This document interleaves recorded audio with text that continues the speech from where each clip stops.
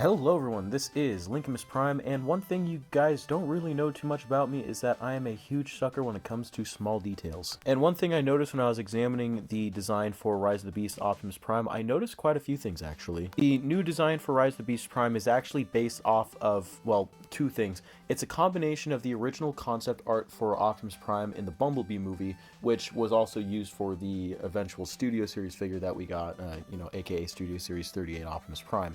Because that figure is not accurate to the Bumblebee movie Prime, it's actually accurate to the concept art because Hasbro didn't have the complete finished design. So basically, when it comes to the Studio Series figure, that figure is more so based off of the concept art. But as I was looking at some of the design choices for Rise of the Beast Prime, I noticed that it looked very, very similar to that Bumblebee movie concept art for Prime. And I also noticed that it's a combination of both the concept art and some Bayverse elements. Now, looking over the Bumblebee design, you will notice that, it's the final design, and it has some really cool design choices.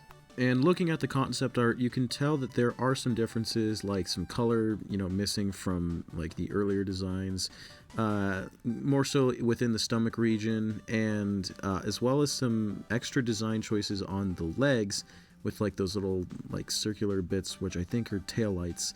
And maybe a slightly altered head. The head is definitely altered, but so yeah, there's some slight differences between this and the final design. And here you can see some of the differences between the two designs, but also a lot of the similarities. Like, they carried over the same exact legs, especially with the knees having, like, the taillights, even in the same array of colors, with, like, the white into the red. And then there's also, it's a very similar build. I feel like Rise of the Beast Prime looks a little bit more skimpy than the Bumblebee concept art, but very, very similar. And then there's also, like, some of the missing color that the concept art had that they added with the Bumblebee movie Prime, or, like, with the final design, as well as, with, like, just the regular all gray abdomen area, which very similar here, but there's also some slight Bayverse elements that I'll get into here. For example, with the chest eyebrows, very similar in terms of that, especially with, like, the way the chest droops on both designs.